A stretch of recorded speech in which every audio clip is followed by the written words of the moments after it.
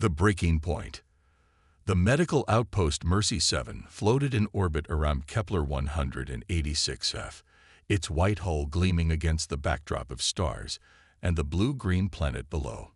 The station's design was distinctly human, practical, modular, and marked with the universal symbol of medical aid, a red cross inside a white circle. This symbol was recognized across the known galaxy as a declaration of neutrality, a promise of aid to all who needed it. Dr. Eliza Chen stood at the observation window of the primary care ward, watching as shuttles came and went from the docking base. After 5 years as chief medical officer, she still marveled at the diversity of species that sought treatment at Mercy 7. Humans had been relative newcomers to the galactic stage, but they had quickly established themselves as exceptional healers. Their medical knowledge, combined with an almost pathological drive to save lives, made human-run facilities the most sought-after in known space.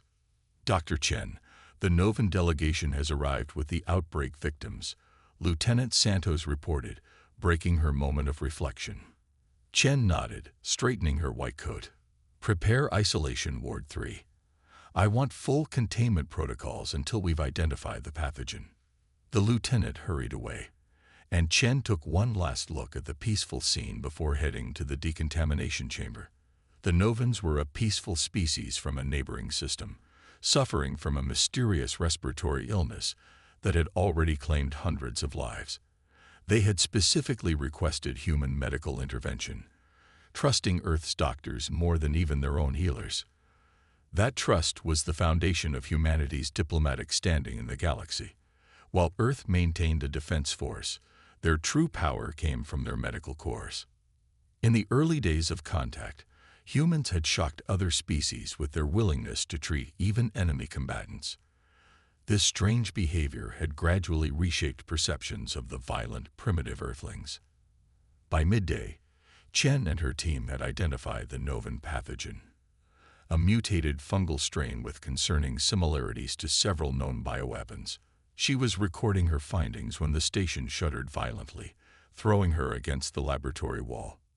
The emergency lights flashed red as the station's AI announced, "Warning! Incoming weapons fire. This is a neutral medical facility protected under Galactic Accord Article 7. Cease fire immediately." Chen staggered to her feet, ears ringing. Status report. Her comm unit crackled with the voice of Security Chief Dawson. Multiple Krathuri warships. They've targeted our communications array and shield generators. This is a deliberate attack, Doctor. Chen felt her blood run cold.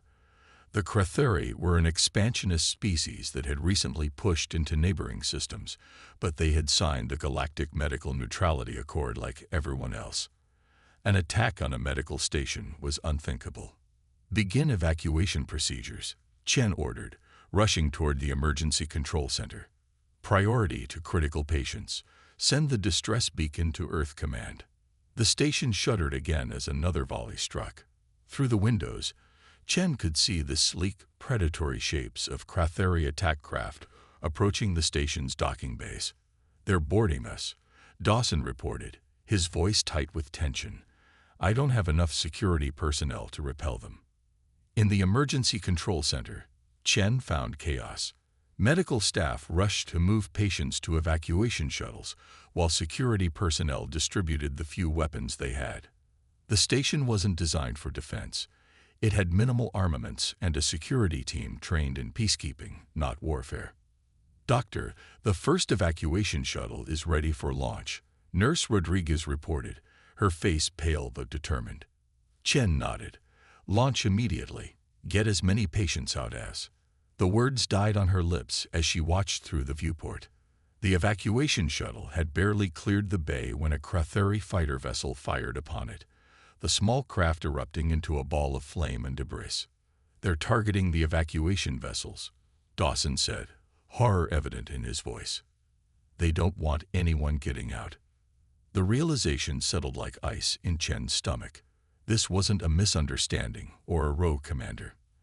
The Krathuri were deliberately attacking a medical station and ensuring no survivors could escape to tell the tale. Over the next 3 hours, The situation deteriorated rapidly.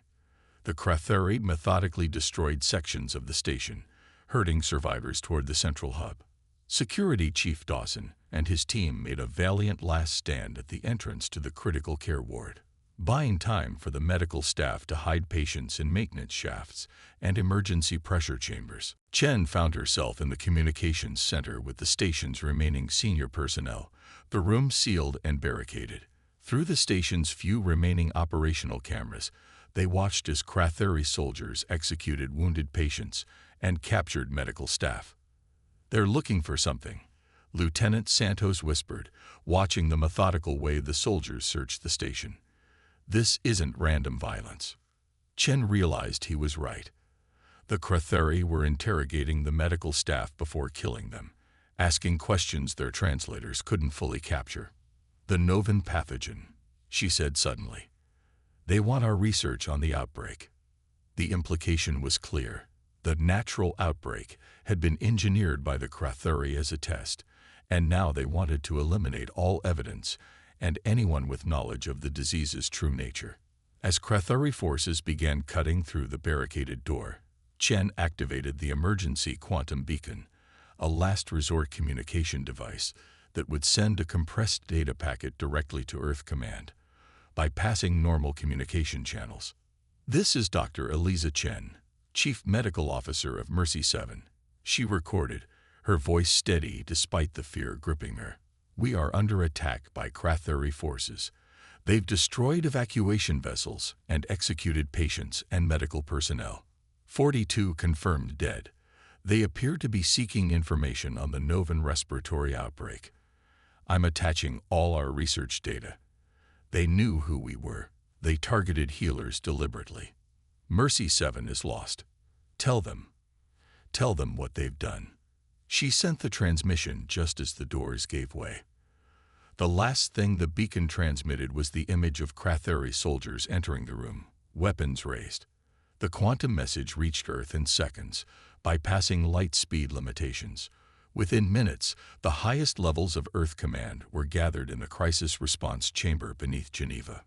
Admiral Elena Vasquez, commander of Earth's Defense Force, watched the transmission in stony silence along with the Security Council and the President. When it ended, the room remained quiet, the horror of what they had witnessed settling over them. "Verification," President Omar asked finally, his voice tight. "Confirmed, sir," Admiral Vasquez replied. "The quantum signature matches Mercy 7, and biometric analysis confirms it was Dr. Chen. We've lost all contact with the station, and long-range scans show significant structural damage consistent with an attack." The President closed his eyes briefly. Options. Standard response would be diplomatic censure through the Galactic Council, followed by a special forces extraction of any survivors. Defense Secretary Williams offered. "We could also deploy a battle group to secure the area and prevent further Kratheri expansion." "And if there are no survivors?" the President asked quietly. The room fell silent again. Admiral Vasquez finally spoke. "There is another option, Mr. President." She placed her palm on the secure terminal before her, and a classified file appeared on the room's main display. Project Cerberus. Several council members shifted uncomfortably. Project Cerberus was known to only a handful of people, a contingency so extreme it had never been seriously considered for deployment. "You can't be serious," Secretary Williams said. "They're not soldiers, they're monsters we created." "Precisely," Vasquez replied coldly. "And they were created for exactly this scenario. When diplomatic channels fail, when conventional military response is insufficient, when an example must be made."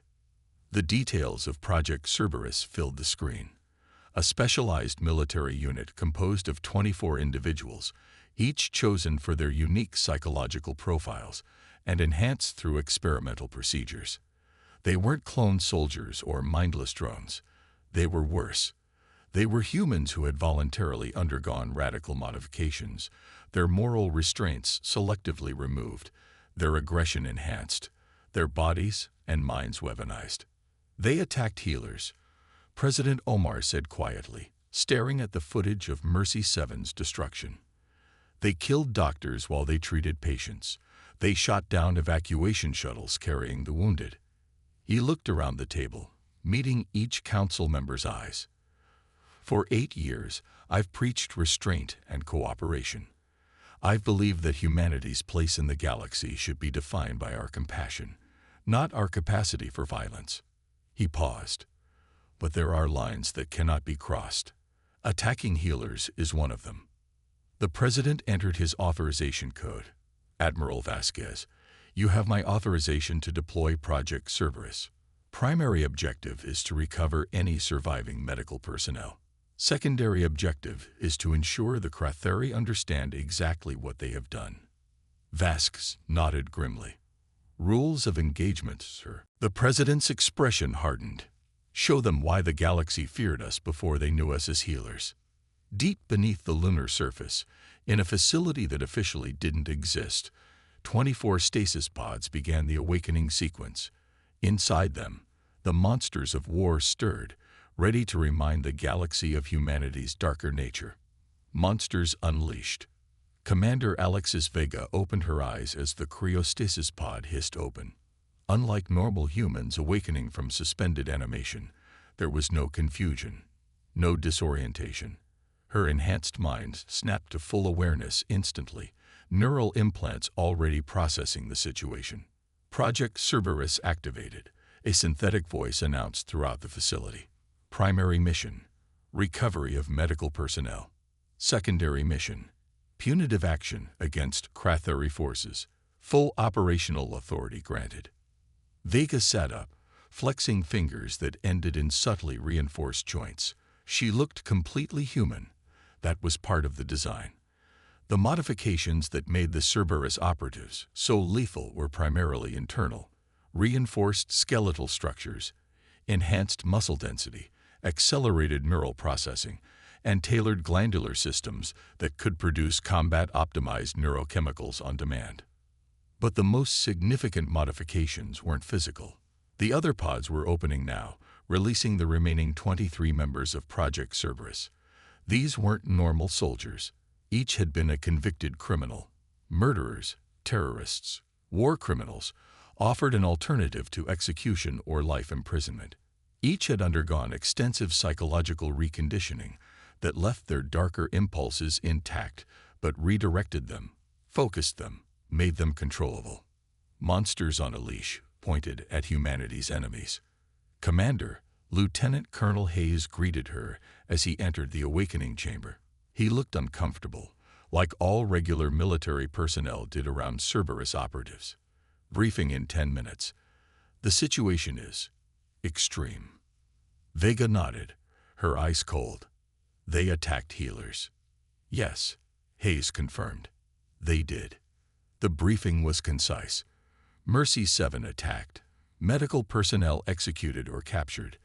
Evidence of bioweapon research being the likely motive. The Cratheri responsible had withdrawn to their forward operating base on Kepler 186f's larger moon. Intel suggests they're still interrogating captured medical staff. Hayes concluded. Approximately 17 personnel may still be alive. Extraction parameters? Asked Major Reed, a former cult leader whose neurological modifications had transformed his charisma into a weapon. His voice now contained harmonics that could trigger fear responses in most sentient species. Priority is recovery of medical personnel, Hayes replied. Beyond that, you have operational freedom to ensure the message is received. Vega studied the tactical displays. We'll need something more than a surgical strike. This needs to be remembered. Agreed, said Captain Kwan, whose specialty before Cerberus had been information warfare. We don't just hit them, we haunt them. 6 hours later, the Cratheri forward base on Kepler 186's moon had no warning. Their long-range sensors detected nothing until stealth drop pods were already punching through the thin atmosphere. Each pod contained a single Cerberus operative, alone but connected through neural links. Inside the lead pod, Vega ran final equipment checks on her combat suit. Unlike standard military armor, Cerberus combat gear was designed to maximize psychological impact. Matte black surfaces absorbed light rather than reflecting it. The helmet's featureless faceplate housed advanced sensory equipment that glowed with a faint red light, an unnecessary feature added purely for psychological effect. Impact in 30 seconds, she subvocalized over the neural link. Remember the primary objective. Find our people first. The pod slammed into the moon's surface a quarter-kilometer from the base perimeter. For 3 seconds, nothing happened, long enough for curious Krathori guards to approach the impact site. Then the pod exploded outward, releasing not fire, but a swarm of microscopic drones that engulfed the approaching guards. Vega stepped from the smoking wreckage, the nanodrones having mapped the entire base already, feeding data directly to her neural implants. She accessed the tactical overview, noted the positions of the other 23 operatives, and moved toward the base with inhuman speed. The Krathari defense systems were advanced by galactic standards, but they were designed to counter conventional attacks. They never had a chance to activate. Captain Kwan's specialized infiltration drones had already compromised their systems, feeding them false data showing no intrusion. The first indication most Krathari had that anything was wrong was when the base's internal communication system began broadcasting the final moments from Mercy 7. Dr. Chen's last message playing on every screen, through every speaker. Vega's target was the detention center. Intelligence indicated the surviving medical personnel were being held there, interrogated for information about the Novan pathogen. She moved through the base like a shadow, leaving unconscious or paralyzed Krathari in her wake. She didn't kill when unnecessary, not out of mercy, but because terror was a more effective weapon. In the command center, Major Reed led the assault team. Unlike Vega, Reed believed in maximizing psychological impact through direct confrontation. When his team breached the reinforced doors, he removed his helmet, revealing a face that would have been handsome, if not for the expression of cold calculation. "Good evening," he said pleasantly to the Krathari commanders, his voice triggering involuntary fear responses through carefully calibrated frequencies. "We need to discuss your recent visit to Mercy 7. At the detention center, Vega found a scene that would have sickened a normal human.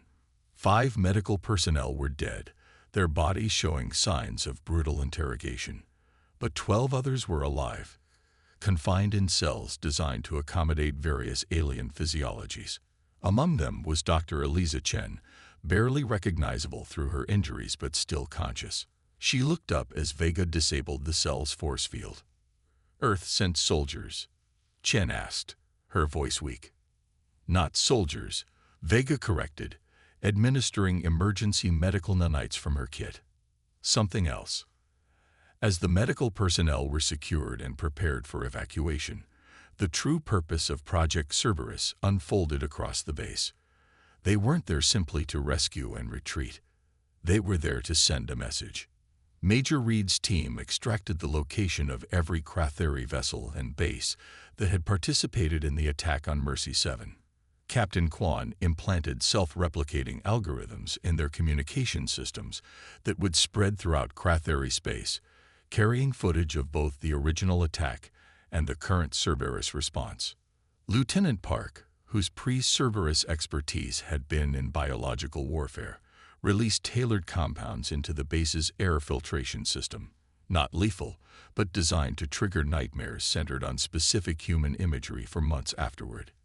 And Lieutenant Commander Silva, the most dangerous of them all, systematically identified the commanding officers responsible for the attack on Mercy 7, executing them with a methodical precision that ensured one survivor remained to tell the story.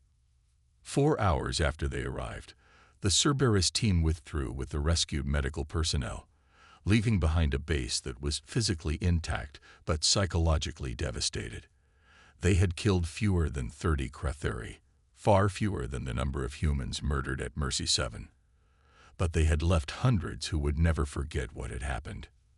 3 days later, the Galactic Council convened an emergency session at the request of the Krathari High Command.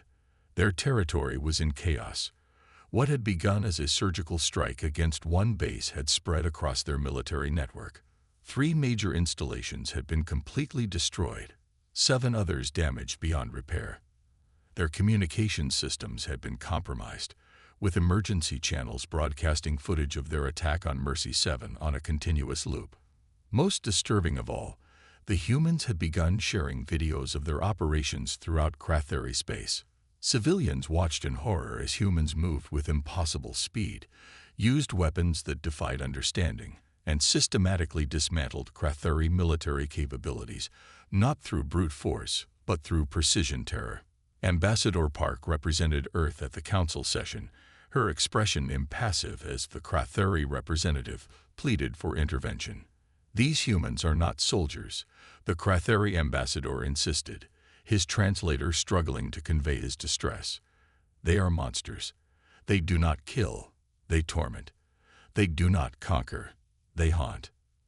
Ambassador Park stood in the center of the circular chamber. Around her, representatives from more than 100 spacefaring species watched from tiered seating, many showing clear signs of discomfort. "For most of our history," Park began, "humans were monsters to each other. We perfected the art of warfare long before we mastered peace. We created weapons that could destroy entire planets. We tortured. We committed genocide. We developed methods of killing that would make even the most warlike species in this chamber recoil in horror."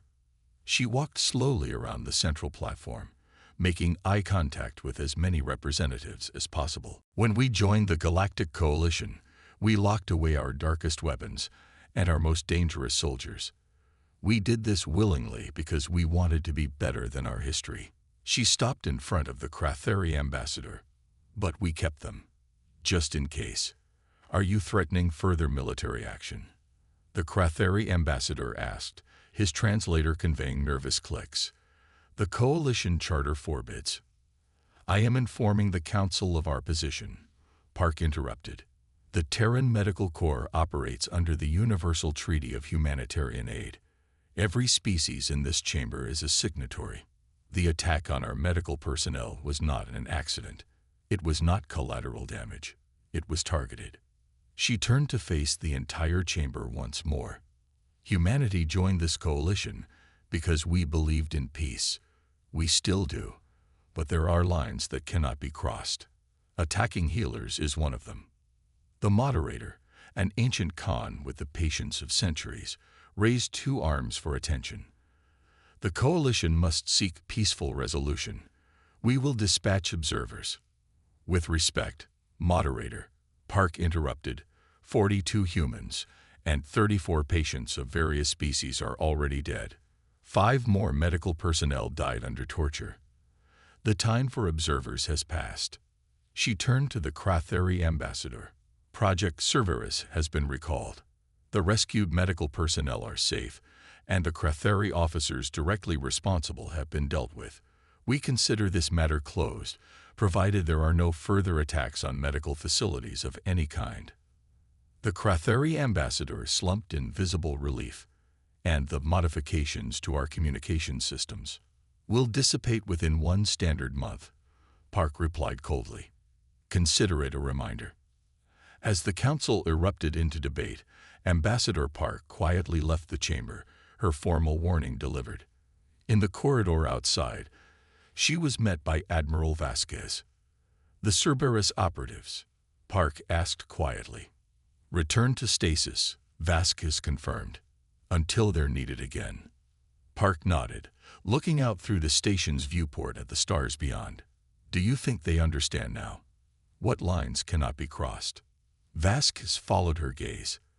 "They understand that humanity has 2 faces, the healers they've come to trust, and the monsters we keep on ice.